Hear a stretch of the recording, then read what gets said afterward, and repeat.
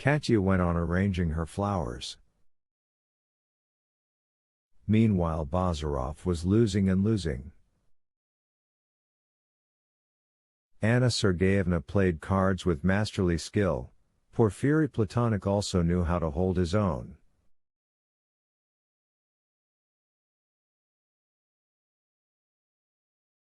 Bazarov lost a sum, which though trifling in itself, was none too pleasant for him.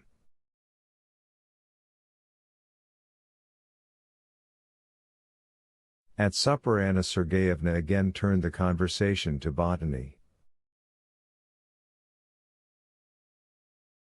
"Let us go for a walk tomorrow morning," she said to him. "I want you to teach me the Latin names of several wild plants and their species."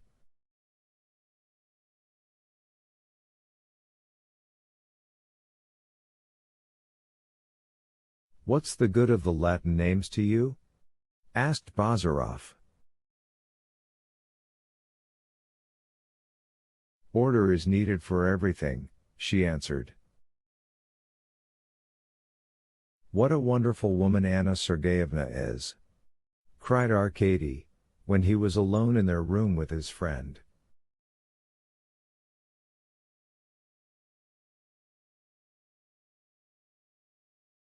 "Yes," answered Bazarov, "a female with brains, and she's seen life too."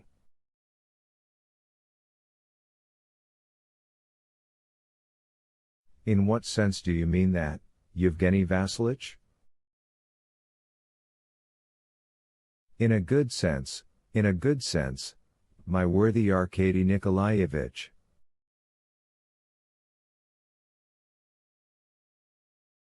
"I'm sure she also manages her estate very efficiently." "But what is wonderful is not her, but her sister." "What? That little dark creature?" "Yes, the little dark creature. She's fresh, untouched and shy and silent. Anything you want, one could work on her and make something out of her, but the other, she's an experienced hand."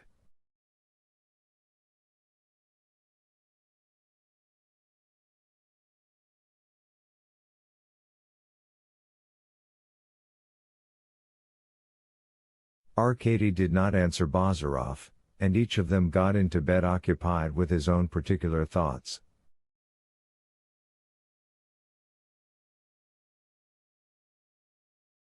Anna Sergeyevna was also thinking about her guests that evening.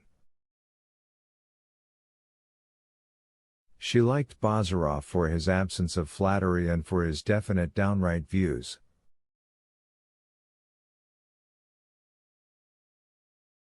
She found in him something new, which she had not met before, and she was curious.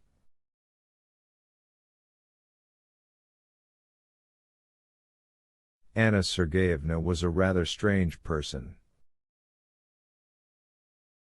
Having no prejudices at all, and no strong convictions either, she neither avoided things nor went out of her way to secure anything special.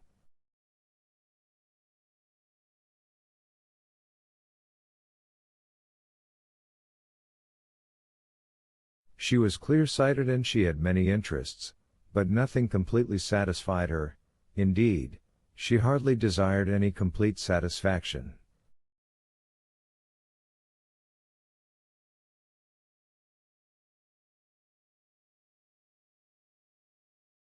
Her mind was at once inquiring and indifferent, though her doubts were never soothed by forgetfulness, they never grew powerful enough to agitate her disagreeably.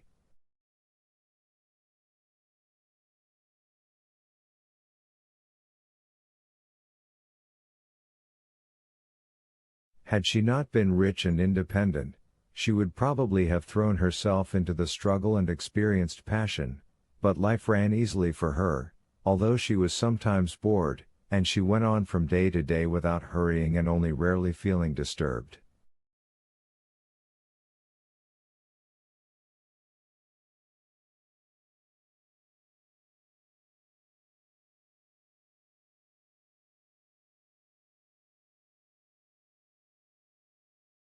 Rainbow-colored visions sometimes glowed before her eyes, but she breathed more peacefully when they faded away, and she did not hanker after them.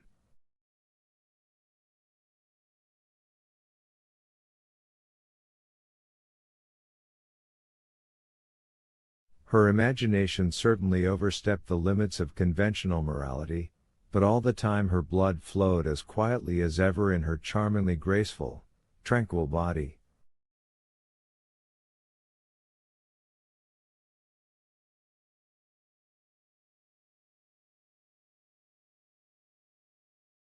Sometimes, emerging from her fragrant bath, warm and languid, she would start musing on the emptiness of life, its sorrow, labor and vindictiveness. Her soul would be filled with sudden daring and burn with generous ardor.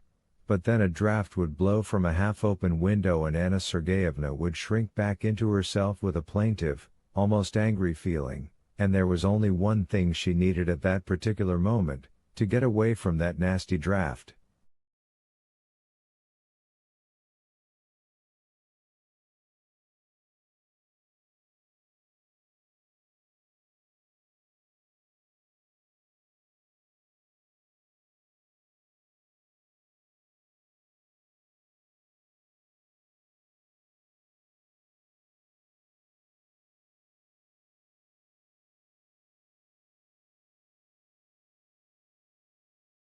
Like all women who have not succeeded in loving, she wanted something without knowing what it was.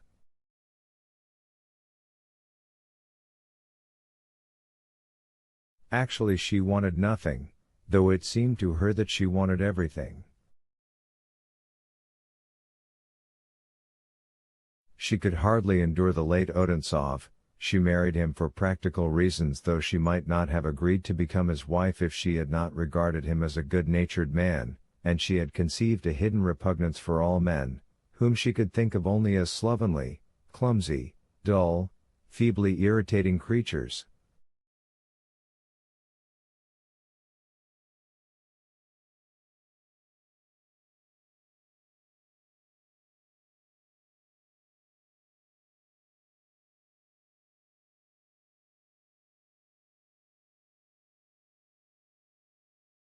Once, somewhere abroad, she had met a handsome young Swede with a chivalrous expression and with honest eyes under an open brow.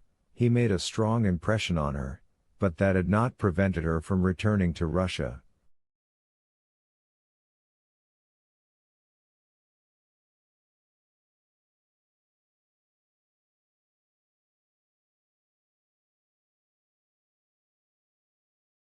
A strange man, this doctor, she thought as she lay in her magnificent bed, on lace pillows under a light silk eiderdown. Anna Sergeyevna had inherited from her father some of his passion for luxury.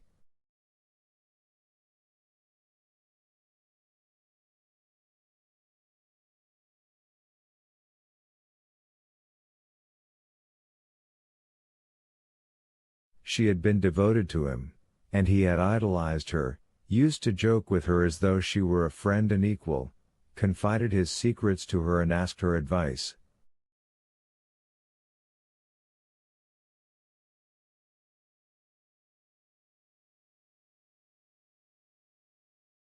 Her mother she scarcely remembered. "This doctor is a strange man," she repeated to herself. She stretched, smiled, clasped her hands behind her head, ran her eyes over 2 pages of a stupid French novel, dropped the book, and fell asleep, pure and cold in her clean and fragrant linen.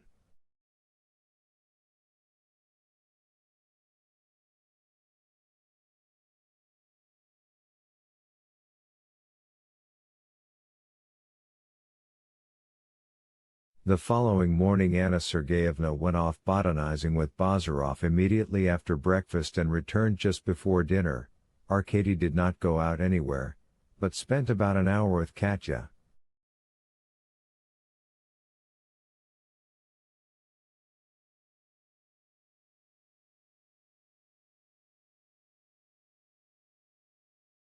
He was not bored in her company. She offered of her own accord to play the Mozart sonata again. But when Madame Odintsov came back at last and he caught sight of her, he felt a sudden pain in his heart. She walked through the garden with a rather tired step, her cheeks were burning and her eyes shone more brightly than usual under her round straw hat.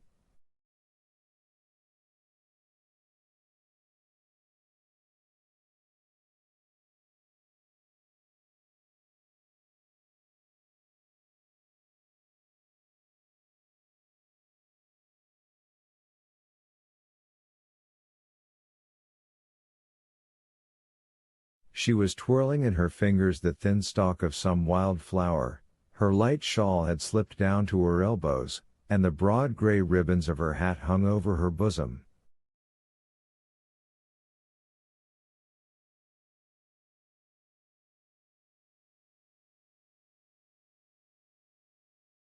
Bazarov walked behind her, self-confident and casual as ever, but Arkady disliked the expression of his face, although it was cheerful and even affectionate.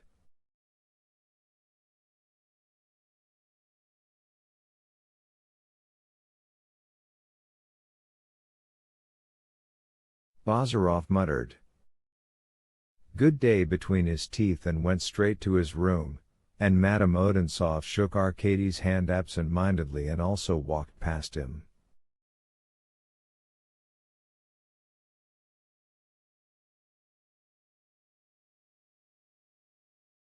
Why good day?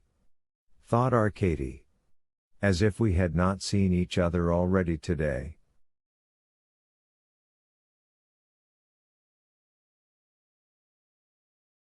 Chapter 17. As we all know, time sometimes flies like a bird, and sometimes crawls like a worm, but people may be unusually happy when they do not even notice whether time has passed quickly or slowly. In this way Arkady and Bazarov spent a whole fortnight with Madame Odintsov.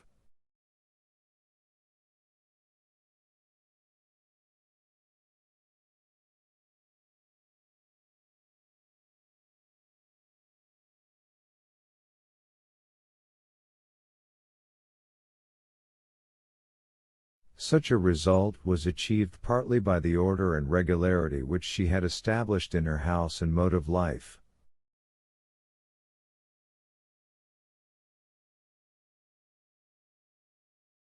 She adhered strictly to this order herself and obliged others to submit to it as well.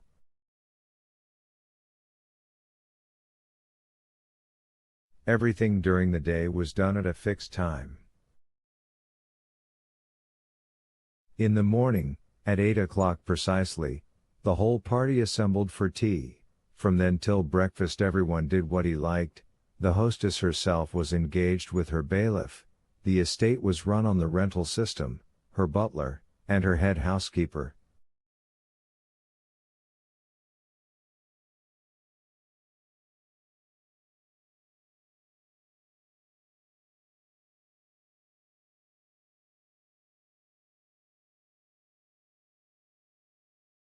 Before dinner the party met again for conversation or reading. The evening was devoted to walking, cards, or music. At 10:30 Anna Sergeyevna retired to her own room, gave her orders for the next day and went to bed.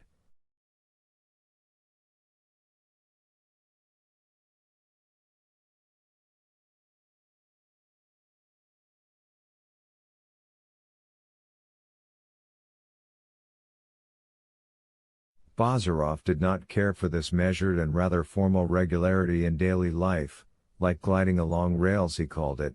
Livened footmen and stately butlers offended his democratic sentiments.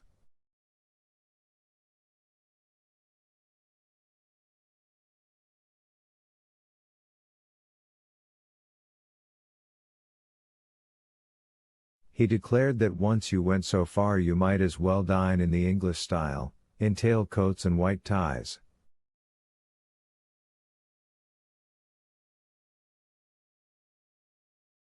He once spoke out his views on the subject to Anna Sergeyevna. Her manner was such that people never hesitated to say what they thought in front of her.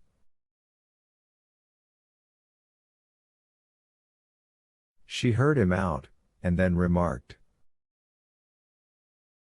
From your point of view you are right, and perhaps in that way I am too much of a lady, but one must lead an orderly life in the country, otherwise one is overcome by boredom, and she continued to go her own way.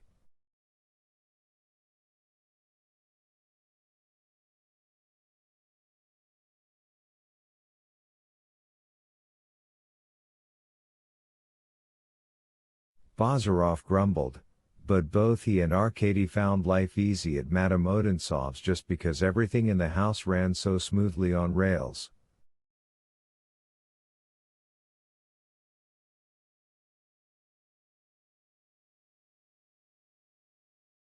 Nevertheless, some change had occurred in both the young men since the first days of their stay at Nikolsko.